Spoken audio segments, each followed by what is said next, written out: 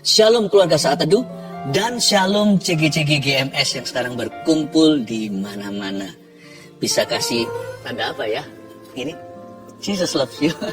Haleluya, puji Tuhan ya. By the way, kita ini ada channel yang Inggris, ada channel yang Indonesia.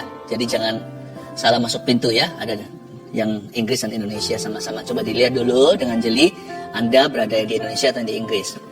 Puji Tuhan ya. Saya bacakan dulu nanti kesaksian sebentar lagi. Tapi sebelumnya kita hari ini akan bicara tentang baptisan Roh Kudus. Kita siapkan hati kita untuk menerima lawatan Tuhan. Saya bacakan. Yang ini William Cahyadi. Shalom Pastor dan tim. Di Saat Teduh bersama Sabtu 2 April 2022. Pastor sebut ada satu orang yang bahunya kecelakaan karena olahraga. Bahu saya tidak bisa diangkat tinggi, nyeri dan ngilu. Saya pernah kecelakaan jatuh dari sepeda sehingga ligamen saya putus hingga tulangnya pindah ke belakang atau dislocated. Maka saya harus pasang kawat K-wire. Jadi selama ada kawat itu memang saya nggak bisa angkat tinggi dan suka sakit nyeri jika refleks keangkat. Puji Tuhan sejak pastor doakan saya rasa sakit dan nyeri saya sudah jauh berkurang, bahkan hampir pulih total. Saya percaya Tuhan sudah berikan kesembuhan total dan operasi pelepasan kawatnya nanti berjalan lancar dalam nama Yesus. Amin. Di dalam kuat kuasa Roh Kudus dalam nama Yesus ada healing juga. Arila Vika. Terima kasih Pastor dan tim Saat Teduh bersama yang tiap minggu melayani, mengajak kami selalu dekat dengan Tuhan. Saya lihat live streaming 16 April 2022. Judulnya, Bergairahlah Hidup sebab kematian tidak lagi berbahaya. Saat itu Pastor doakan ada orang yang sedang sedih, baru-baru saja ditinggal kedua orang tua yang meninggal. Dengan pendengaran namanya seperti Monica, Pastor Philip mendoakan untuk orang tersebut akan diberi keturunan yang dari Tuhan.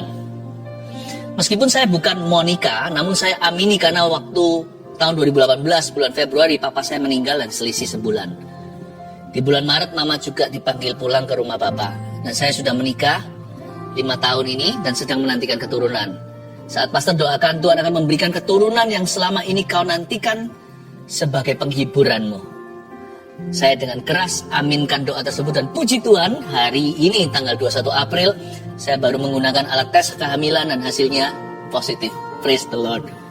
Ya, Monica yang saya dengar waktu itu, tapi ini Arila Vika. Mungkin saya salah dengar atau ada Monica yang lain. Pokoknya saya percaya pedang Tuhan bermata dua. Always will bless somebody and more than one person. Amin. Hari ini Tuhan juga akan memberkati kita semua. Kita berharap lawatan Tuhan terjadi. Mari imani. Gak ada orang yang di luar jangkauan Tuhan. Orang berdosa paling terpuruk pun juga Tuhan masukkan dalam janji. Kita semua akan menerima Roh Kudus barang siapa yang haus. Siska di Sydney. Saya jemaat Saat Teduh bersama dari Australia. Udah hampir sebulan saya menderita penyakit LPR, Laryngopharyngeal reflux. Saya nggak tahu bacanya, ini bahasanya panjang ya. Yaitu batuk tanpa henti yang disebabkan oleh asam lambung yang naik dan membuat kotak suara saya radang. LPR ini menyebabkan saya batuk sangat keras hampir tiap menit. Juga saat saya di bus ataupun sedang tidur. Udah lebih dari 3 minggu saya nggak tidur pulas karena tiap tidur saya batuk-batuk sampai muntah tiap malam. Penyebabnya adalah stres. Karena melamar pekerjaan di pemerintah setempat namun tidak kunjung goal. Tanggal 13 April 2022 saya mengikuti Saat Teduh bersama. Perjamuan Kudus mendatangkan kesembuhan, judulnya. Waktu itu Pastor Philip berkata bahwa akan ada jemaat yang kakinya kesemutan dan mereka akan disembuhkan. Saya merasakan itu dan seketika tenggorokan saya yang penuh mucus itu kering total dan keadaan LPR saya berangsur membaik. Hari ini sudah gak minum obat lagi dan tidak batuk lagi. Puji Tuhan. Terima kasih atas kebaikan dan pelayanan Pastor Philip dan tim. Praise the Lord. Saya merasakan ada suatu kedalaman pengurapan ya di Saat Teduh kali ini. Siapkan hati.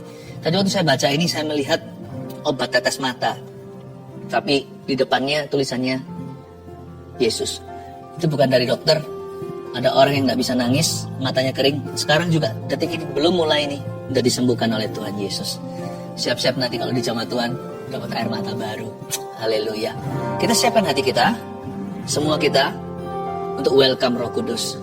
Dia ada di sini. Boleh angkat tangan seperti ini, katakan, Holy Spirit welcome. Apa yang paling nikmat saat kita bersaat teduh? Yaitu kalau kita berdoa dan membaca firman bersama-sama dengan keluarga. Saya berharap Anda satu keluarga juga sama-sama sudah siap menerima firman Tuhan hari ini. Saya bacakan dulu kesaksian untuk menguatkan Anda sekalian, sehingga berkat Tuhan akan mengalir dengan limpah, bahkan di dalam rumah tangga setiap keluarga saat teduh tercinta. Saya bacakan ya. Herlianti memberi kesaksian begini. Sejak saat saya mulai ikut saat teduh bersama, saya merasakan mujizat Tuhan. Ketika pastor doakan orang yang asma dan infeksi saluran kantong kemih, saya imani. Dan tanpa sadar saya sering kambuh infeksi saluran kantong kemih. Ternyata setelah didoakan pastor, tidak pernah kambuh lagi. Saya percaya Tuhan Yesus sudah sembuhkan saya. Anak saya dulu, kalau dia batuk dan tidak cepat diberi obat, biasanya bisa sampai sesak nafas. Dokter pernah bilang itu asma. Namun sekarang asma itu sudah tidak kambuh lagi. Walaupun anak saya kena batuk, puji Tuhan Yesus, Ia sudah sembuhkan kami. Terima kasih Tuhan. Terima kasih Pastor Philip. Tuhan Yesus memberkati pelayanannya. Haleluya. Asma, batuk, sakit apapun, yang ringan maupun berat, dalam Kristus selalu ada harapan ya. Ibu Linda, saya didiagnosa positif COVID-19 di awal Juli 2021. Awalnya, saya tidak merasa gejala apa-apa. Ketika saya konsultasi dengan dokter penyakit dalam, tidak ditemukan tanda-tanda penyakit COVID-19 itu. Dan saturasi saya pun baik-baik saja. Namun rasa takut dan sakit serupa mah itu selalu muncul saat subuh. Sakit sekali rasanya, sampai-sampai saya kesulitan untuk bernafas. Suami saya yang berbeda kepercayaan mulai mendoakan saya dan meminta saya mempercayai keyakinannya. Namun saya menolaknya dan tetap teguh percaya bahwa Tuhan Yesuslah satu-satunya juru selamat. Suatu hari ketika saat saya menyaksikan saat teduh bersama, Pastor Philip Mantova bernubuat tentang seorang ibu yang minum obat penenang dan obat mah, ibu itu akan sembuh total. Saya dikuatkan dan beriman bahwa hal itu adalah nubuatan untuk saya. Semenjak hari itu, rasa sakit dan kekhawatiran berlebihan itu perlahan-lahan hilang. Dan saya sudah jarang minum obat lagi. Jiwa saya makin dikuatkan, terutama melalui persekutuan dalam CG. CG di sini cell group ya. Banyak orang memiliki masalah jauh lebih pelik dari saya, tapi kami semua dapat tetap saling menguatkan. Saya percaya hanya Tuhanlah andalan saya. Haleluya. Bukan hanya disembuhkan, tapi juga memperoleh komunitas rohani yang saling menunjang. Puji Tuhan ya, saya berdoa juga keluarga saat teduh tidak ada satupun yang yatim piatu rohani. Semua akan menemukannya. Saya percaya Tuhan memberi kita rumah, bukan hanya di sorga, tapi juga di bumi ini. Yaitu saudara seiman yang peduli. Elita Siregar. Shalom, saya seorang ibu rumah tangga yang selama 10 tahun dipercayakan Tuhan merawat seorang anak cerebral palsy. Selama 10 tahun itu pula saya terus melanjutkan kuliah. Bukan untuk berkarier, melainkan untuk meneliti anak saya. Pada 7 Juli 2021, anak saya meninggal. Saya hampir depresi. Saya merasa semua yang saya lakukan dan harapkan sia-sia dan ingin mati menyusul anak saya. Dalam kedukaan yang dalam tanpa sengaja tayangan ulang siaran saat teduh bersama tentang bebas dari depresi muncul di YouTube. Saya skip, tapi muncul lagi dan lagi. Tanpa minat saya klik dan menonton tayangan itu. Di luar dugaan, firman yang disampaikan saat itu mengubah sikap hati saya. Saya kembali bangkit karena Tuhan belum selesai dengan saya. Kemudian saya ikut ujian CPNS pada tanggal 25 Desember 2021 dan dinyatakan lulus sebagai dosen di salah satu universitas negeri di Depok, Jawa Barat. Saat ini saya yang dahulu hanya seorang ibu rumah tangga telah mulai mengajar di tempat yang baru dan hingga saat ini saya adalah jemaat saat teduh bersama Pastor Philip. Haleluya. Puji Tuhan ya, saya hatinya berbunga-bunga kalau mendengarkan kesaksian seperti ini. Ingin segera mencium kaki Yesus dan berkata terima kasih, semua adalah karena perbuatanmu. Kalau orang lain ditolong, keluarga kita juga. Mari kita masuk ke hadirat Allah. Come on guys, let's worship Jesus together.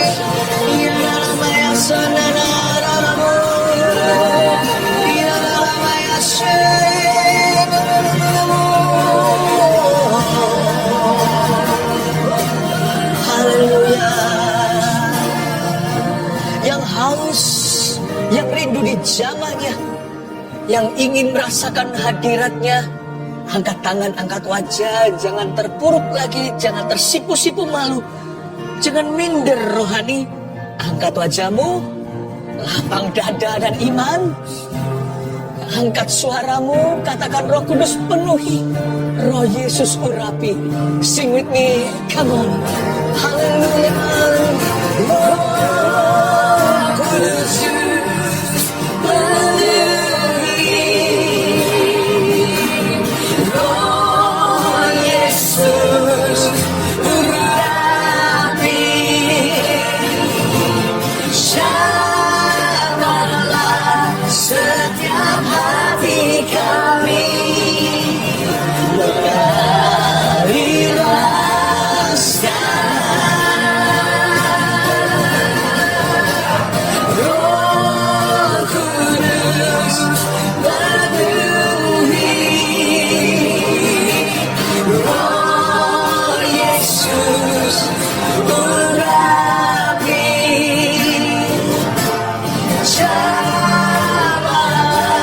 setiap hati kami, mengalirlah sekarang. Letakkan tangan di dadamu, jamahlah setiap hati, jamahlah setiap hati kami. Come on, mengalirlah sekarang. Jamahlah setiap hati kami, jamahlah setiap hati kami, mengalirlah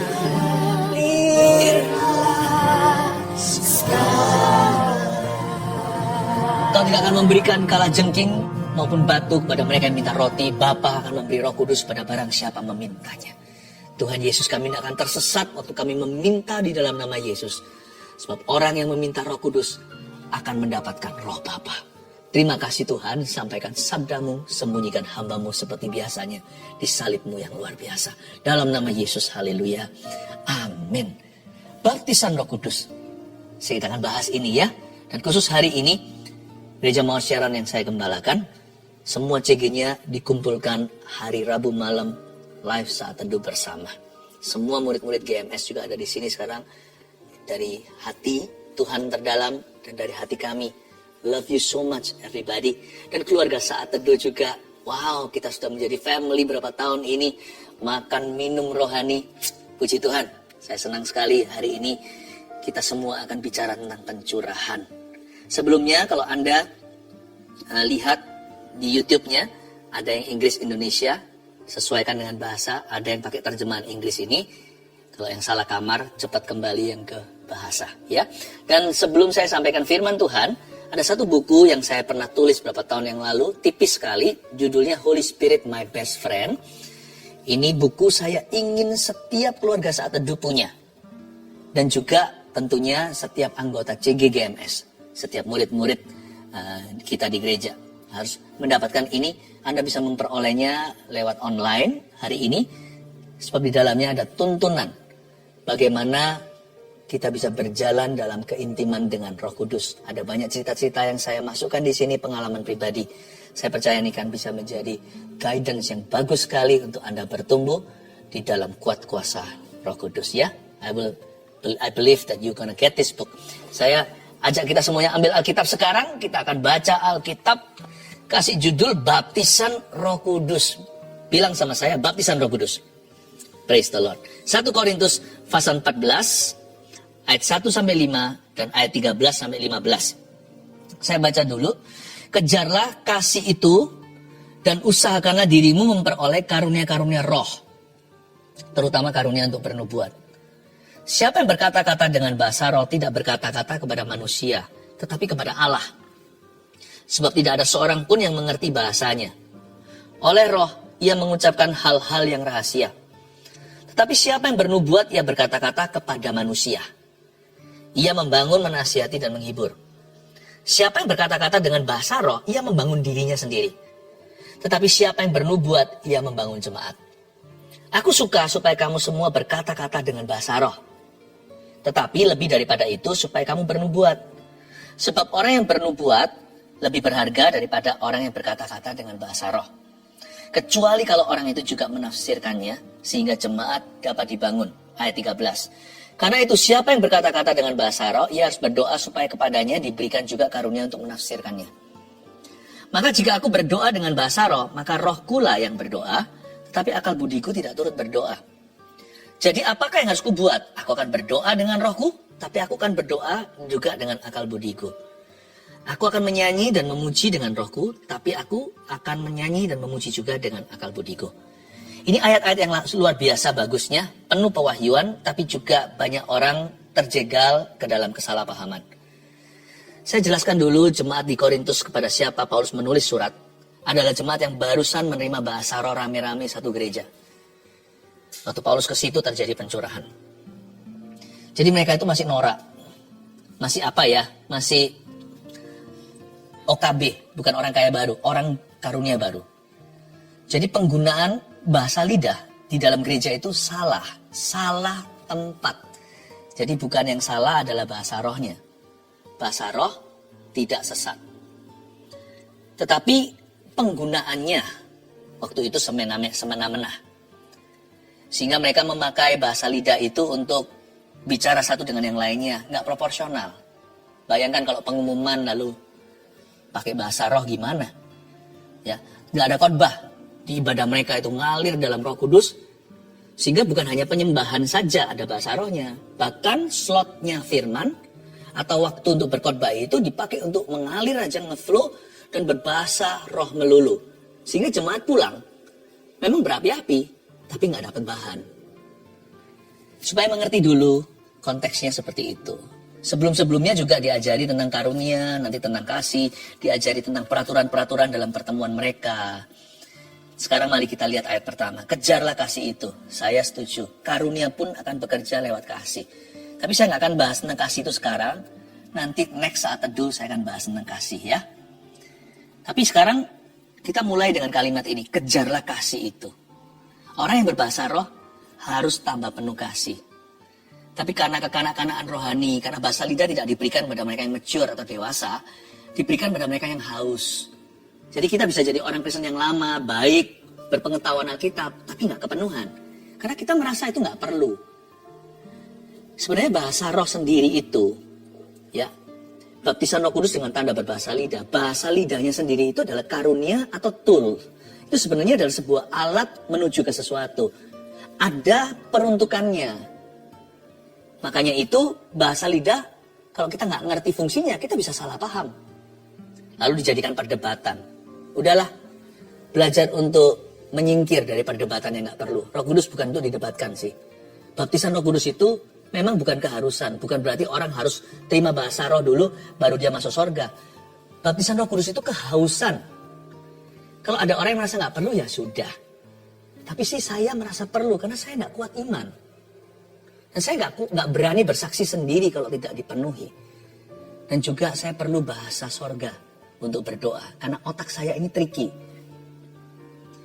Mungkin ada orang yang lebih rohani, nggak apa-apa. Siapa bilang bahasa lidah itu kalau diberikan orang itu karena orang itu lebih rohani? Enggak. Justru karena kita ini pengemis-pengemis sorga. Kita ini nggak rohani. Seperti saya. Seperti Anda dan saya. Seperti saya maksudnya. Saya ini lemah. Makanya saya butuh Tuhan. Saya butuh Roh Kudus intim sekali dengan dia. Karena saya nggak berani berjalan sendiri seperti lagu lama Pentakosta. Peganglah tanganku Roh Kudus, kau tak berani jalan sendiri tanpa rohmu.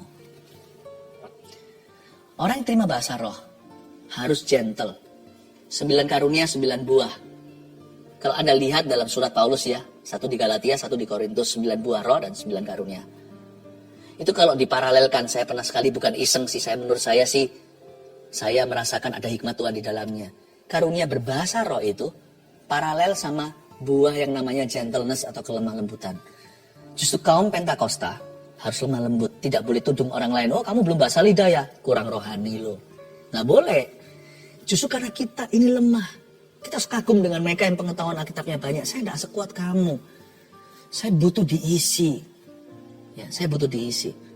Makanya itu orang kalau mau terima bahasa lidah, biasanya yang sama Tuhan otak-atik dulu apa? Gengsinya, logikanya.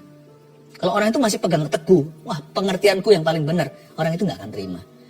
Dan orang biasanya kalau mau terima bahasa roh, terima baptisan Roh Kudus, biasanya dia akan mengalami dulu yang namanya proses Tuhan sampai dia itu merasa desperate. Merasa aku butuh.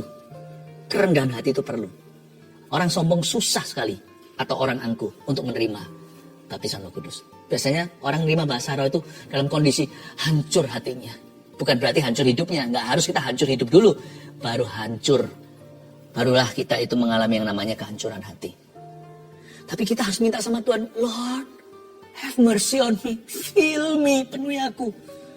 Saya juga ngalaminya begitu. Waktu saya merasa gimana, saya nggak dapat. Tapi pada satu titik saya berkata, I must have this. Teman-temanku sudah dapat semuanya dan saya lihat mereka punya kerohanian beda sama saya. Ada suatu keintiman yang saya nggak miliki, I want that. Tiba-tiba keluar. Nggak di gereja lagi waktu itu, di kamar mandi. Setiap orang pengalamannya beda-beda. Tapi saya percaya hari ini kita mau sengaja meminta. Kejarlah kasih itu dan usahakanlah dirimu memperoleh karunia-karunia roh. Berhenti dulu. Usahakanlah dirimu memperoleh karunia-karunia roh. Di sini adalah apa yang kita lakukan sekarang. Ini adalah bagian dari usaha kita. Dia jemaat CG dan juga keluarga Saat Teduh yang terkasih. Ini adalah usaha kami, usaha saya. Agar Anda memperoleh karunia. Dan karunia-karunia roh dengan K huruf besar di sini, itu karunia-karunia. Tapi yang saya maksudkan adalah baptisan Roh Kudus. Ini karunia roh dengan K huruf besar. Ini kepenuhan, ini kehausan. Ini baptisan Roh Kudus seperti yang dikatakan oleh Yohanes. Aku membaptismu dengan air, bisa setiap saat saja asal kita janjian. Demikian juga di Sungai Yordan. Tapi dia yang datang sesudah aku tidak layak buka sepatu. Aku tidak layak untuk buka tali sandalnya. Dia akan membaptiskanmu dalam Roh Kudus. Dan dalam api juga. Itu dia. Ini yang disebut the gift dengan G huruf besar. Baptisan Roh Kudus dengan tanda berbahasa lidah. Lalu kenapa dikatakan terutama karunia untuk bernubuat? Karena Paulus meluruskan, karena mereka semuanya sudah berbahasa lidah di Korintus. Ya, asumsi spekulasi saya begitu. Meskipun Alkitab tidak jelas-jelas menulis, tapi lewat sejarah dan tradisi bahwa Korintus itu gereja yang berkarunia sekali. Tapi mereka malas di area nubuatan. Mungkin kelihatan kanak-kanak rohani kali ya yang mau show off gitu. Karena mereka berasal dari kota metropolitan yang suka jor-joran. Mereka suka borju masalah zaman itu ya. Siapa punya apa. Jadi ketika mereka dapat bahasa lidah, pertobatan mereka itu sungguh-sungguh tapi masih kanak-kanak sifatnya. Jadi mereka masih, aku punya ini loh, aku punya itu. Dan siapa yang dapat bahasa roh, menonjolkan diri. Karena mereka gak pernah merasa serohani ini. Makanya Paulus berkata, kamu juga harus peroleh karunia untuk bernubuat. Belajar untuk saling membangun. Siapa yang berkata-kata dengan bahasa roh, ayat 2. Nah ini fungsinya. Tidak berkata-kata kepada manusia. Jadi bahasa roh tidak dipakai di waktu pengumuman. Di waktu khotbah. Tapi dipakai waktu apa? Tetapi kepada Allah. Saya ulang lagi ayat 2. Siapa yang berkata-kata dengan bahasa roh? Tidak berkata-kata kepada manusia. Tetapi kepada Allah. Sebab tidak seorang pun yang mengerti bahasanya. Oleh roh ia mengucapkan hal-hal yang rahasia. Jadi siapa yang berbahasa lidah, dia itu bicara sama Allah. Makanya lucu. Kok kita bisa menilai bahasa roh orang lain? Kok kita bisa bilang orang berbahasa lidah itu sesat? Loh, kita bisa aja berdalih gitu. Loh, aku gak ngomong sama kamu kok. Aku ngomong sama dia kok. Tapi kan bahasanya gak dimengerti. Apakah kita bilang orang Jepang itu sesat? Karena kita nggak ngerti kanji mereka. Anatawa, ya kan? Watashiwa, arigatou gozaimasu. Kita nggak ngerti. Itu bahasa-bahasa yang kita pahami karena Jepang, karena secara global kita tahu bahasa itu. Tahu nggak? Bahwa anjing aja itu punya bahasa sendiri. Ternyata ada penelitian. Ini kalau nggak salah Japanese, di dalam sebuah Japanese Institute ya, yang menemukan bahwa ternyata anjing penting, anjing kayak, maaf ya ini ya saya tunjukkan mungkin agak lucu tapi gitu ya. Dia biasa kan anjing suka lidahnya terjulur keluar. Tapi dengan kalau dia lihat majikannya, tuannya dan dia senang sekali ajak bermain, apalagi kalau ya masternya pulang, yang dia sudah nanti-nantikan dari tadi siang, sore, jam-jam segini, anjing itu bisa melihat matahari terbenam. Dia bisa ada hafalan, ini kira-kira jam segini majikanku pulang. Pentingnya beda, bukan seperti biasa terjulur keluar, tapi dia, itu lain. Suaranya itu lain, gerakannya beda, dan juga frekuensinya. Ternyata ada perbedaan gelombang antara mereka itu hanya sekedar bahasa anjing biasa dan ketika majikannya pulang. Bagi kita sama aja bunyinya tetap ha, ha, ha. Tapi di balik itu dalam dunia mereka sophisticated dan kompleks sekali. Burung berkicau itu bunyinya cuit-cuit. Tapi bagi mereka itu adalah bahasa isyarat, ada pemangsa. Atau pada saat mereka itu minta makan, burung kecil itu dari induknya yang masih lari kemana-mana mencari rezeki, cicit bagi kita kedengaran sama, tapi dari sisi sananya dalam dunia flora dan fauna itu ada artinya. Tahukah bahwa barang siapa berbicara dalam bahasa roh, ia bicara kepada Allah. Dan tidak seorang pun mengerti bahasanya karena memang bukan bicara kepada manusia. Oleh roh ia mengucapkan hal-hal yang rahasia. Kenapa sih kita harus mengucapkan hal-hal yang rahasia? Kalau saya bilang sama Anda, keluarga Saat Teduh, please pray for me ya. Paulus pun dalam suratnya dia menulis, doakan aku. Kita hanya bisa beritahu ABC aja. Nggak mungkin kita bisa beritahu segala sesuatu, mungkin Anda nggak ready dengan semua informasi. Nah berarti kita semua kalau doain orang lain dangkal dong. Kecuali kalau Tuhan memberi kita satu gaya komunikasi yang baru. Suatu bahasa yang seperti bahasa malaikat, tapi di bumi sini, tidak ada di perjanjian lama, glosolalia atau bahasa lidah, semua karunia lain, nubuat, mujizat, membangkitkan orang mati, bahkan semua sudah ada di perjanjian lama. Hanya satu yang ada, bahasa lidah, itu Pentakosta. Bahasa roh. Kita diberikan bahasa sorga, supaya kita bisa doakan bahkan papa mama kita punya masalah, tanpa kita sebagai anak tahu detil masalah mereka apa. Lah kalau masalah mereka diranjang gimana? Maaf ya, masa anak harus tahu? Tapi kalau nggak ada yang doain mereka, mungkin mereka belum ke gereja, kan anak yang harus doakan. Kita jadi imam tambahan kan? Kalau imamatnya sang ayah belum dalam Tuhan. Gimana kita doakan sebagai anak? Kecuali Tuhan memberikan pada kita bahasa batinnya. Yang keluar dari roh kita seperti Roma 8. Roh itu bersama dengan roh kita bersaksi bahwa kita adalah anak-anak Allah. Kepekaan pertama. Kepekaan berikutnya, roh itu akan berdoa bagi kita. Bersama dengan roh kita, dia berdoa dengan kita. Roh kita yang dihidupkan waktu kita lahir baru. Waktu lahir baru itu yang mati, roh kita. Jiwa kita sudah hidup kok. Kan kita bisa mikir, bisa merasa. Badan kita juga. Bagaimana mayat bisa lahir baru kan, orang hidup. Apa yang dihidupkan? Roh kita. Dan roh itu dipenuhi. Roh kita dipenuhi. Dan diberikan bahasa doa juga. Kepenuhan sampai ke mulutnya. Supaya kita bisa doakan misalnya untuk orang tua. Tanpa mengetahui duduk permasalahan mereka yang anak-anak gak boleh tahu. Anak-anak saya bisa doakan saya karena kami punya bahasa yang sama, kita bisa saling mendoakan. Nah, so, saya doakan seorang keluarga Saat Teduh, mana saya bisa tahu semua masalahmu. Kecuali ada bahasa canggih di mana saya gak perlu mendoakan 1000 orang itu 1000 jam. Tapi di dalam bahasa misterius itu ada kode-kode yang Tuhan Allah Bapa tahu. Dia mengucapkan hal-hal yang rahasia. Tetapi siapa yang bernubuat, ia berkata-kata kepada manusia, ia membangun, menasihati, dan menghibur. Saya rasa Anda by this time, sudah sekarang sampai detik ini, keluarga Saat Teduh pasti sudah mengerti, sudah tahu. Pada waktu saya onsite Saat Teduh di Jakarta, di Semarang, waktu di Surabaya, nanti di kota Anda ya, berikut nanti di Kupang.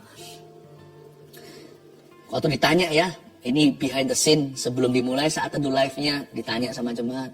Jemaat-jemaat yang datang itu sebelum waktunya, ada juga kuis. Diberitahu tatanan Saat Teduh seperti apa rundown-nya. Hafal loh. Kesaksian, habis kesaksian apa, nyanyi, terus habis itu gini-gini. Sadar gak Anda? Saya selalu ada satu slot kita Saat Teduh bersama. Kita menyembah dalam roh. Tanpa itu, saya juga susah untuk bernubuat. Saya juga susah untuk bisa berkhotbah, membangun, menasihati, menghibur. Karena saya khotbah tanpa catatan kecuali poin-poin yang disediakan. Susah saya. Waktu kita menyembah seperti itu, tahu nggak? Itu membuat roh kita peka. Apa? Sebagai seorang pembicara, pengkhotbah. sebagai seorang gembala yang memberi makan domba-dombanya, sebagai seorang penginjil yang memberitakan firman-Nya. Untuk saya tahu detak hati Tuhan dan detak jantungmu juga, detak hatimu, bagaimana ketemu. Itu membangun kepekaan untuk kita bahkan ke arah firman dan juga bernubuat. Sebelum sampai saya bisa upload ke Anda, saya harus download dari sana. Karena waktu saya bicara dengan Tuhan itu dua arah. Bahasa roh itu bukan hanya bahasa doa. Tapi lewat itu kita menerima sesuatu yang supranatural dalam roh kita. Siapa yang berkata-kata dengan bahasa roh ayat 4, ia membangun dirinya sendiri. Tetapi siapa yang bernubuat, ia membangun jemaat. Ayat ini seringkali dipakai untuk berkata, untuk menekankan bahwa bahasa roh tidak boleh dipakai di dalam gereja atau dalam ibadah. Tidak ada perkataan seperti itu. Karena di ayat ini dengan jelas dikatakan, siapa yang berkata dengan bahasa roh, fungsinya ia membangun dirinya sendiri. Meskipun kita datang secara korporat, ada masa waktu kita menyembah bersama, seperti saat duduk bersama. Setiap orang sendirian. Karena kalau kita sekarang dalam satu ruangan, kita sama-sama berdoa, sama-sama kebaktian contohnya. Setiap orang kan merasakan hadirat Tuhan sendiri-sendiri juga. Kan gak hilang status kita secara pribadi. Jadi memang bahasa roh itu ada fungsi dan tempatnya. Membangun diri kita. Baik itu privat sendiri saat teduh pribadi, atau saat teduh bersama, atau ibadah. Atau dalam CG juga. Siapa yang bernubuat, ia membangun jemaat. Ada waktunya. Kan kita saat teduh bersama nggak bahasa roh terus gitu. Kan enggak. Kita juga menyanyi dengan akal budi. Lalu kita menyanyi dengan roh juga. Lalu setelah itu ada setengah jam firman seperti sekarang ini. Inilah waktunya saya membangun jemaat. Menasihati. Menghiburkan. Paham ya? Ini tidak menjadi konflik, tapi saling melengkapi. Nah, jemaat Korintus agak salah kaprah. Dia tidak ada firmannya. Sampai suatu waktu Paulusnya upset dan berkata, kok begini, nggak boleh begitu. Nanti nggak imbang nanti kerohanian orang. Ayat 5, aku suka supaya kamu berkata-kata dengan bahasa roh. Nah itu dia. Kalau kita mau belajar bahasa roh itu apa? Belajar dari orang yang berbahasa lidah. Bukan belajar dari orang yang tidak berbahasa lidah. Karena mereka nggak ngerti apa ini. Tapi juga kita harus belajar bukan dari orang yang berbahasa roh namun hidupnya salah. Tapi belajar dari orang yang berbahasa roh tapi hidupnya seimbang atau sehat. So bahasa roh bukanlah kekebalan terhadap dosa. Orang bisa berbahasa lidah punya karunia bisa jatuh kok dalam amoralitas. Karena tidak ada yang bisa menggantikan salib, tetap kita harus kejar kasih. Tapi bahasa roh itu ada fungsinya, nanti saya jelaskan gunanya. Aku suka supaya kamu semua berkata dengan bahasa roh. Paulus yang sama yang menuliskan juga di suratnya. Jangan padamkan roh. Ini Paulus yang sama yang nanti bicara di ayat 18, nggak usah dibukakan. Di 1 Korintus 14 yang sama ini, aku mengucap syukur pada Allah bahwa aku berkata-kata dengan bahasa roh lebih daripada kamu semua. Nah kita boleh nih belajar dari Paulus. Karena dia tahu apa itu bahasa lidah. Dia praktisi. Ya, sebab orang yang aku suka supaya kamu semua berkata-kata dengan bahasa roh, tapi lebih daripada itu kepada jemaat Korintus, supaya kamu bernubuat. Sebab orang yang bernubuat lebih berharga daripada orang-orang yang berkata dengan bahasa roh. Ini bukan apple to apple ditandingkan. Ini sama dengan mengatakan, mama lebih berharga dari papa, papa lebih berharga dari mama. Yang namanya pilih kasih dalam keluarga itu menyakiti. Koko lebih berharga dari adik lebih berharga dari cicinya. Nggak bisa kan? Kecuali kita tahu peran. Papa itu beda sama mama perannya. Bahasa roh dan nubuatan juga nggak sama perannya.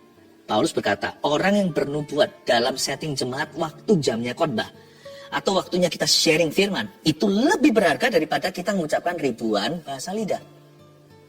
Tapi waktu kita menyembah bicara sama Allah, bahasa roh lebih berharga daripada bernubuat, karena Allah nggak perlu dinubuati. Allah tahu segala sesuatu.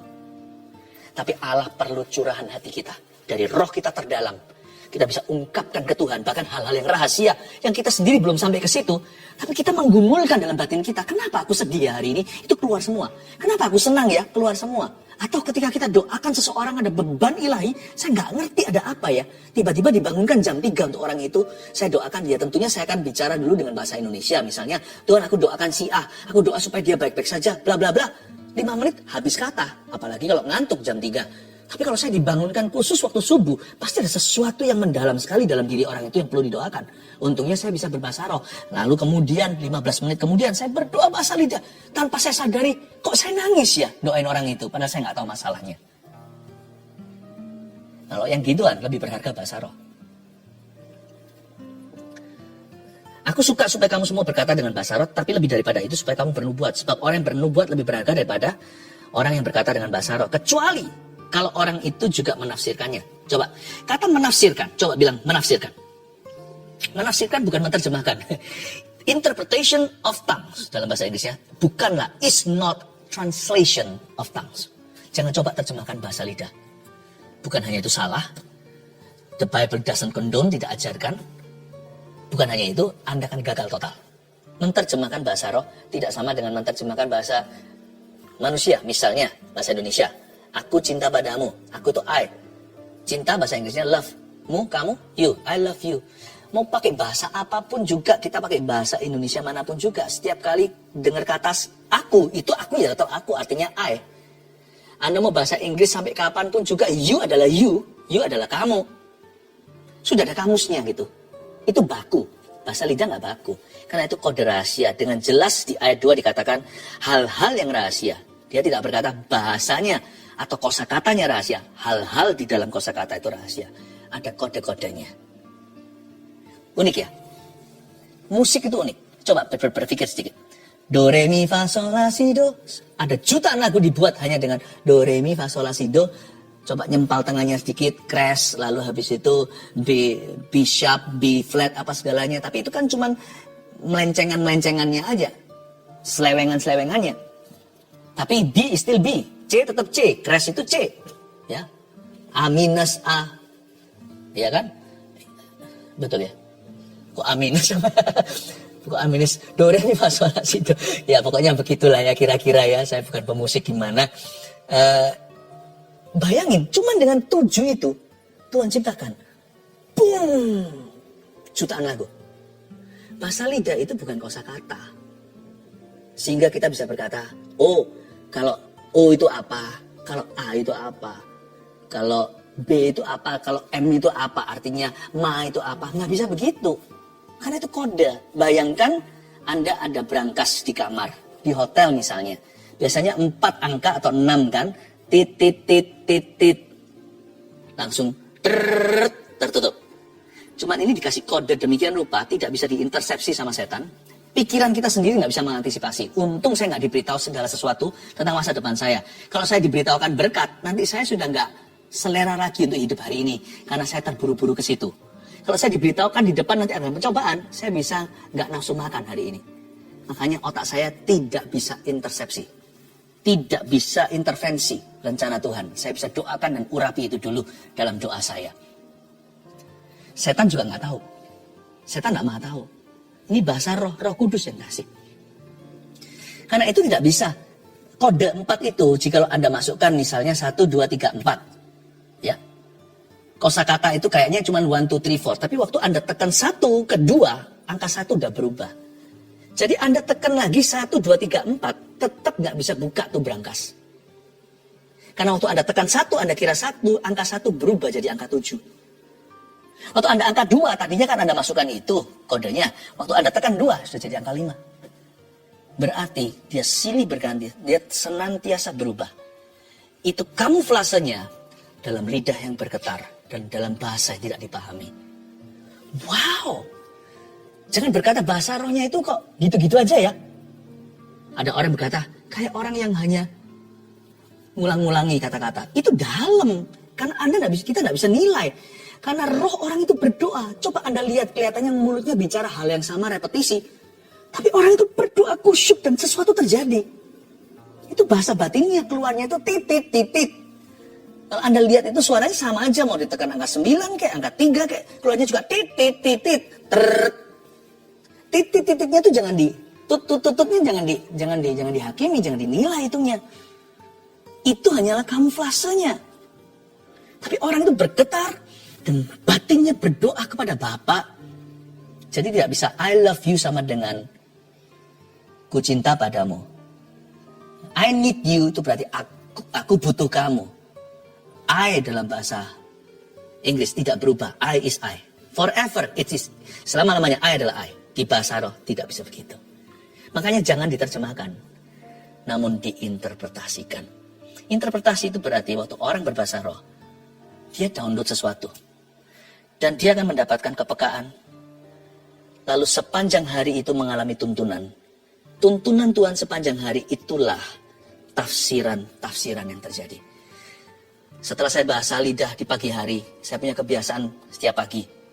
Kalau saya pergi ke kantor atau kemana, problema datang itu saya sudah punya solusinya. Saya nggak tahu problema itu, tapi waktu sampai ke meja saya, dari mana ya? Kok tiba-tiba dapat hikmat Allah? Dari pagi tadi, waktu saya menunduk mobil mana dari sorga. Lidah saya mengetuk sana. Yakobus katakan, lidah itu nakoda. Lidah dapat, seluruh badan nurut. Kapalnya ke arah timur, barat, tergantung nakodanya. Lidahku milik Yesus. Seluruh tubuhku, kakiku dipimpin oleh rohnya. Sehingga ketemu sama orang tertentu, tadinya itu seperti jauh. Ketemu sama dia, karena ini koneksi ilahi. Déjà vu dalam bahasa Perancisnya. Nggak tahu pronounce-nya betul atau enggak. Kayaknya pernah ketemu ya, seperti lagu lama nih, lagu Chinese, Cai Nali Jian Guo nih. Ya, Cai Meng Li Jian Guo nih. Di mana ya aku ketemu ya? Rasanya di mimpi, bukan di mimpi. Dalam bahasa lidahku, déjà vu, aku pernah ketemu orang ini. Langsung akrab ketemu, perkara ilahi terjadi. Wah, itulah tafsiran-tafsirannya. Dapat ide-ide pewahyuan. Saya banyak bahasa roh dulu, sebelum saya buka Alkitab. Ada yang tanya sama saya begini, Pastor Philip, kok bisa dapat pengertian-pengertian baru dari firman seperti itu tanpa keluar dari arti fondasi? Saya bilang nggak tahu. Kalau saya bahasa roh, saya peka. Kalau saya doa dalam Roh Kudus, saya dapatkan bukan pewahyuan baru, bikin Alkitab baru, bukan. Tetap Alkitab yang sama, artinya nggak berubah. Kedalamannya tak sama. Mendapat sesuatu. Ini dia yang disebut dengan menafsirkan bahasa roh, bukan menerjemahkan. Tapi Pastor Philip, apakah saya nggak bisa buat-buat ya bahasa gitu ya? Saya ragu ini. Saya pernah sih dapat bahasa lidah, tapi kayaknya siapa tahu itu saya rekayasa. Coba bikin bicara 5 menit aja bahasa, tapi janji ya, Anda dan saya tidak boleh ngulangi apapun yang Anda sudah tahu di dalam gampang itu. Minion yang kuning-kuning itu, matanya satu, ada beberapa yang itu suaranya itu kayak gitu. Itu kan ada yang bikin film itu. Itu di belakang sana teman-teman pernah ngomong sih, ada juga bahasa Indonesia dipinjam sebagian daripada ocehannya. Gak bisa segampang itu buat, itu semuanya dipikirkan dengan matang-matang untuk bisa ada adegan dia ngomong yang lucu-lucu, entah apa artinya. Gak segampang itu, saya yakin 5 menit Anda burn out sini. Sama otak kita itu tidak diciptakan untuk mencipta bahasa. Bahasa itu diciptakan segini banyaknya itu dari satu bahasa dikacaukan sama Tuhan menara Babel karena pemberontakan. Gak segampang itu Anda bisa berbahasa roh atas semau sendiri. Pura-pura atau meniru bahasa lidah itu gak gampang. Bagaimana dengan seorang ibu-ibu misalnya yang sudah berusia atau mungkin di pedesaan nggak ngerti tentang kompleksnya bahasa. Bahasa cuma bahasa daerah ya satu-satunya itu aja. Tapi waktu dia terima Pentakosta dia berdoa untuk bangsa Indonesia, untuk berdoa untuk negerinya. Dia nangis dengan bahasa roh. Kenceng-kenceng bisa 1 jam, bisa setengah jam lah, 15 menit aja. Pikirannya itu ke bangsa negeri, kepada keselamatan jiwa-jiwa. Mulutnya bisa ngoceh, bicara bahasa yang nggak ngerti. Betapa jenius ibu itu bisa berdoa begitu. Ahli bahasa aja perlu ada rapat besar nasional untuk bisa menaruh apa yang disahkan di kamus. Nggak gampang. Kenapa sih bahasa Indonesia? Eat, ci, itu makan.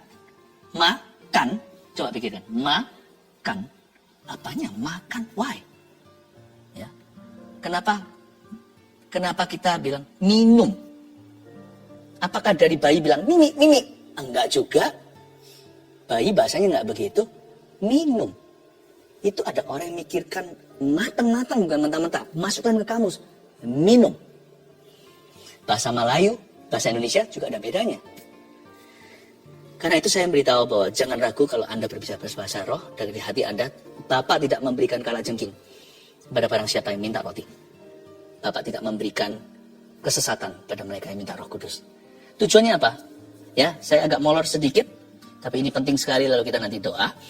Ayat 13, karena itu siapa yang berkata-kata dengan bahasa roh, ia harus berdoa supaya kepadanya diberikan juga karunia untuk menafsirkannya. Sebab jika aku berdoa dengan bahasa roh, maka rohkulah yang berdoa, tapi akal budiku tidak turut berdoa. Jadi kita bisa berdoa dengan bahasa roh tanpa akal budi kita harus berdoa. Tapi kita juga bisa berdoa dengan bahasa roh, dengan akal budi kita juga main.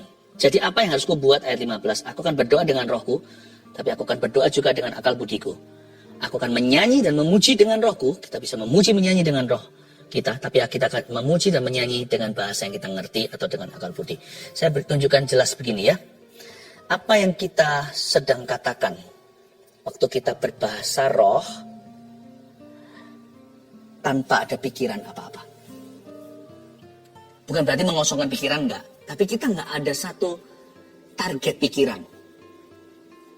Pikiran kita itu kadang-kadang bisa melayang-layang ya, kalau kita enggak kontrol. Tapi kalau kita nggak ada satu patokan apa, kalau kita berbahasa roh, berbahasa lidah sendiri waktu doa begitu, apalagi kalau denger lagu atau kita lagi nyembah, lalu kita berbahasa lidah gitu, kita tuh ngomong apa sih? Saya nggak tahu persisnya ngomong apa, tetapi pada waktu para rasul, murid-murid Yesus 120 orang itu kepenuhan dan turunlah yang namanya glosolalia, sebagian daripada bahasa tongues atau bahasa lidah mereka itu berubah menjadi pesan nantinya, menjadi khotbah dan nubuat. Tapi bahasa doa mereka tetap pada Allah. Waktu mereka sedang berbahasa lidah api di atas, Alkitab dengan jelas mencatat di Kisah Para Rasul, mereka sedang menceritakan perbuatan Allah. Poin nomor 1, waktu kita berbahasa lidah tanpa ada pikiran apa-apa, berarti kita menceritakan perbuatan Allah. Burung di udara aja, itu ada artinya mereka memuji Tuhan. Ya. Menceritakan perbuatan Allah. Jadi nggak ada bahasa lidah yang sia-sia. Saya nggak ada beban doa. Saya punya kebiasaan yang bangun dulu itu tidak saya. Tiap pagi itu saya berbahasa roh dulu sebelum saya bangun dari ranjang saya. Kadang-kadang terus terang ya, ngantuk apalagi kalau semalam itu saya tidurnya terlalu malam gitu ya. Saya tidurnya terlalu malam atau kemarin hari terlalu sibuk. Terus terang kadang-kadang pikiran saya masih tertidur. Tapi saya terus berusaha berbahasa roh selama 40 menit setiap pagi. Download dulu menyapa Roh Kudus. Atau saya berbahasa lidah. Apa sih yang saya katakan kalau otak saya sendiri belum bangun? Saya menceritakan perbuatan Allah. Mungkin di sisi sana kedengarannya. Di sisi sini kedengaran hanya bahasa lidah tanpa arti.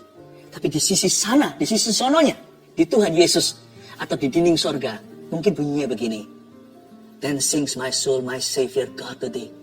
How great thou art, how great thou art. Maka jiwaku memuji kebesaranmu, ajaib Tuhan. Mungkin saya lagi cerita perbuatan Tuhan. Makanya kalau orang itu berbahasa roh, apalagi itu memuji sedang berdoa, kenapa ya iman kita jadi kuat ya? Gimana nggak kuat kalau kita menceritakan perbuatan Allah? Kita nggak fokus ke masalah akhirnya. Kedua, kalau kita lagi bahasa roh nih ceritanya, dengan suatu pikiran target tertentu, misalnya yang mendorong saya berbahasa lidah hari ini karena saya mau doakan Anda. Atau saya mau doakan seseorang yang saya kenal, atau sebuah pergumulan. Maka, saya sedang bicara apa ya? Bahasa lidah saya itu kira-kira seputar apa? Nomor 2, maka saya sedang mendoakan suatu beban. Roh Kudus itu tertib. Pikiran kita kemana? Roh Kudus juga akan nanti bersama dengan roh kita itu, kita akan doakan itu. Apalagi kalau pikiran kita itu adalah pikiran yang sifatnya beban, baik itu pergumulan atau mendoakan orang. Kita sedang mendoakan suatu beban, tapi kalau pikiran kita itu apa yang salah, apa yang pahit, bukan semua yang manis, benar, yang kudus, yang layak, tapi semua yang salah, yang nafsu. Nah, bahasa roh akan membuat kita merasa bersalah dan kita harus bertobat, Tuhan ampuni. Tapi kalau pikiran kita adalah pikiran Kristus dan kita berdoa ke arah sana, Roh Kudus pun akan berdoa ke situ bersama dengan roh kita. Kita akan mendoakan suatu beban. Saya bisa berdoa untuk seseorang di depan saya. Saya berdoa, saya yakin doa saya nggak akan melenceng kemana-mana ke ujung bumi atau ke Afrika. Orang di depan kalau saya doakan dengan sungguh-sungguh dengan bahasa lidah. Saya sedang doakan dia bersama dengan Roh Kudus yang tahu segala sesuatu. Saya taunya sedikit saja. Dalam keterbatasan saya dan ketidakterbatasannya, kami mendoakan orang itu. Roh berdoa bersama dengan kita. Ketika kita tidak tahu bagaimana harus berdoa, Roma 8. Kita berdoa dalam kelemahan kita. Roh itu berdoa. Dan Bapa mengerti yang dimaksudkannya. Bahwa Roh itu berdoa bersama dengan kita untuk orang-orang kudus. Mendoakan suatu beban. Doakan orang tua. Doakan keselamatan keluarga. Doakan orang sakit. Doakan bangsa negara. Doakan pergumulanmu, bisnismu. Doakan suatu beban. Kalau ada pikiran. Dengan sebuah pemikiran kita doakan suatu beban. Terakhir. Waktu kita memuji dan menyembah Tuhan dengan lagu bahasa yang kita ngerti, ya kita sedang memuji menyembah Tuhan. Tapi waktu kita menyembah dan memuji Tuhan, tanpa ada suatu pemikiran apa-apa, tapi memuji dalam roh saja atau menyembah di dalam roh, apa yang kita lakukan adalah kita sedang menyembah secara mendalam. Menyembah secara mendalam, maksudnya apa? Gini ya, gak ada satupun love song atau lagu cinta di dunia ini bisa mengungkapkan isi hati saya untuk istri saya misalnya. Karena itu semua lagu cinta dibikin sama orang lain untuk pacar mereka atau untuk pasangan mereka. Tapi saya bukan pengarang lagu. Puji Tuhan, Tuhan kasih kita semua lagu baru. Waktu kita menyembah dalam roh, kita bisa mengungkapkan rasa cinta kita ke Tuhan. Hanya yang versi kita. Dan itu yang langsung ke Tuhan, itu mendalam, tidak bisa diwakili dengan lagu-lagu pujian penyembahan yang ada di pasar. Ada yang di luar sana, sebagus apapun tuh, paling hanya bisa menjamah 75% sanubarimu terwakili. Tapi waktu kita sama-sama sembahyang, berdoa dalam bahasa lidah. Makanya saya senang sekali dalam ibadah. Klimaks penyembahan itu justru waktu menyembah dalam roh. Sekalipun bukan 1 jam. Itu sebentar saja, tapi itu cukup karena itu kualitas. Dan waktu semua orang menyembah, disitulah gereja berubah menjadi mempelai Kristus. Everybody, Jesus lover. Pecintanya Tuhan. Masing-masing itu kekasihnya Tuhan Yesus. Karena nggak lagi didikte oleh WA-nya. Atau pemimpin pujian. Nggak didikte lagi, kita harus ngomongnya seperti apa oleh penggubah lagu. Kuncinya tetap sama, supaya kita semua tertib. Ketertibannya di situ, tetapi kedalamannya dapat. Menyembah Tuhan secara mendalam. Makanya itu saya tidak pernah akan melarang di dalam gereja yang saya gembalakan. Karena itulah indah. Karena disitulah gereja kami setiap minggu menjadi mempelainya Kristus. Oh haleluya. Oh 1, 2, 3 tadi apa? Ya 1, menceritakan perbuatan Allah. Inilah bunyi bahasa lidah di sisi sana ya kan. Mendoakan suatu beban dan menyembah secara mendalam. Siapkan hatimu ya. Kita nyanyi 1 lagu dulu. Nanti yang saya lakukan adalah CG terutama. Setelah saat teduh ini usai, Anda bisa, setiap CG bisa lanjut ya. Terjadi lawatan-lawatan terjadi. Itulah advantage kelebihannya community, komunitas iman. Yang belum gabung CG nanti bisa ngomong aja nanti bisa nanti di berikut nanti bisa isi aja formulirnya CG gampang, nanti bisa di follow up ya. Tapi nanti sebentar lagi waktu kita menyanyi lagu ini, bagi Anda yang di CG, Anda bisa bergandengan tangan ya, sama-sama keluarga juga bisa bergandengan tangan. Saya percaya waktu kita datang secara korporat, ada suatu yang saya tidak bisa jelaskan. Bukan hanya sendiri-sendiri, yang lemah imannya pun akan diangkat. Kita nyanyikan lagu ini sama-sama dulu. Roh Kudus, Kau hadir di sini. Cukup haus, cukup minta. Saya ulang, cukup dengan iman. Cukup haus saja. Bahasa roh tidak bisa diajarkan, tapi saya bisa ajarkan kita beriman untuk menerimanya. Sebentar lagi saya akan tuntut Anda yang belum berbahasa lidah, berdoa begini, ikuti ya. Ketika saya berkata dalam nama Yesus, amin, yang bergandengan tangan, yang sekarang dengan kelompok kecilnya, atau dengan keluarganya, atau yang sendirian, Anda bisa ulurkan ke depan, ke layar di depan Anda. Saya percaya akan ada transfer dari sini. Waktu saya bilang dalam nama Yesus, amin, kita semua sudah berbahasa roh dulu. Saya percaya lidah api itu akan tersebar kemana-mana. Dan ketika lidah Anda bergetar, biarkan, berserah total sama Tuhan. Maka Tuhan akan memberikan kepadamu tanda. Orang percaya itu mereka akan bicara dalam bahasa baru. Bagi mereka dari dalam dirimu akan mengalir aliran-aliran sungai kehidupan memancar sampai kekekalan. Dan kamu akan dibaptiskan dalam Roh Kudus dengan tanda berbahasa roh. Menerima kuasa untuk menjadi saksiku di Yerusalem, Yudea, Samaria, sampai ke ujung dunia. Doa begini bersama dengan saya. Katakan, Tuhan Yesus, Tuhan Yesus, saya haus. Tuhan Yesus, saya haus. Tuhan Yesus, saya minta, baptiskan saya dengan Roh Kudus, dengan tanda berbahasa roh. Saya percaya saya akan menerimanya sekarang. Saya mau jadi saksimu sampai ke ujung bumi. Saya mau bisa berdoa, berlama-lama berdoa syafaat. Saya mau dan saya rindu Tuhan. Saya percaya saya berjalan ya Tuhan di luar perahu, berjalan di atas air. Aku haus. Curahkan Roh Kudus-Mu, penuhi aku sekarang. Dalam nama Yesus. Are you ready? Dalam nama Yesus. Dalam nama Yesus. Amin.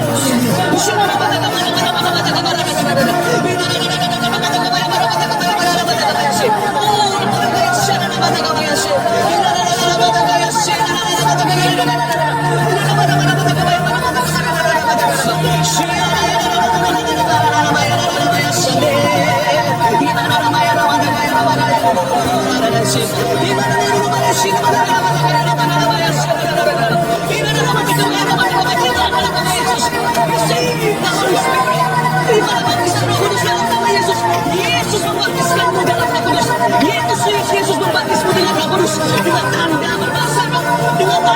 salita. Terima bangsa kami. Dalam nama Yesus kurang Tuhan kata nama Yesus. Nama Yesus, nama Yesus, nama Yesus, nama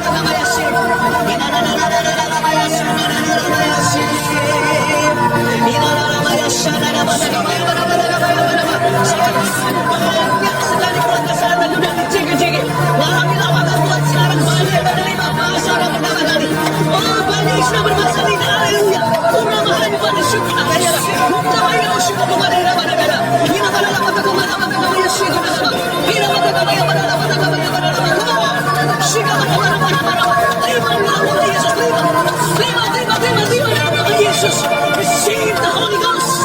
Somebody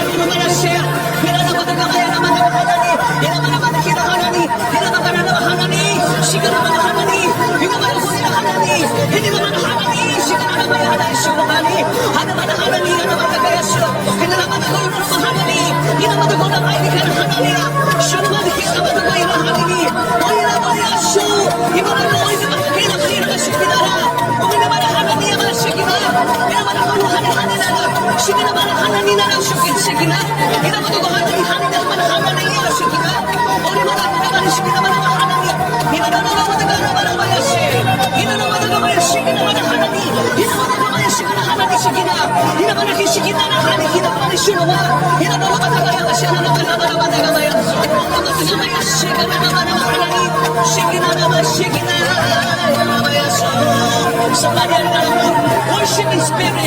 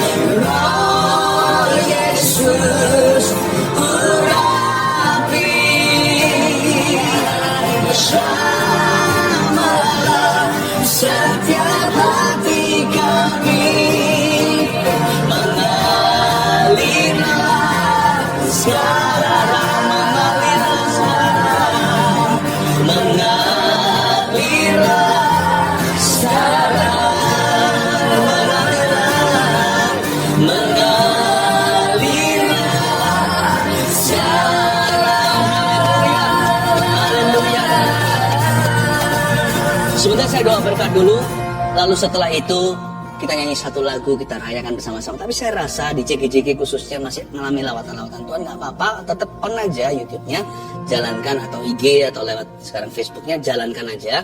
Anda terus terjadi lawatan. Saya merasakan pasti ada orang-orang saat ini sedang menumpangkan tangan kepada anggota CG-nya. Biarkan apa yang terjadi terus saja mengalir, karena Tuhan masih belum selesai bekerja dalam diri beberapa orang. Dan kalau Anda sudah memperoleh baptisan Roh Kudus dengan tanda berbahasa roh untuk pertama kalinya, kesaksian baik dalam bentuk mungkin story kayak, atau apa yang sifatnya visual atau yang tulisan saja, kesaksian, kasih aja hashtagnya baptisan Roh Kudus gitu ya, baptisan Roh Kudus, supaya kita semua tahu bahwa terjadi sesuatu baptisan Roh Kudus pada dirimu hari ini, lalu Anda berikan kesaksiannya. Silakan saling bersaksi untuk saling menajamkan di dalam Tuhan. Mari kita angkat tangan, terimalah berkat. Allah Bapa, Putra, Roh Kudus mengasihimu. Biarkan hari ini karunia yang kau terima menjadi bahasa sorga untuk bersyafaat.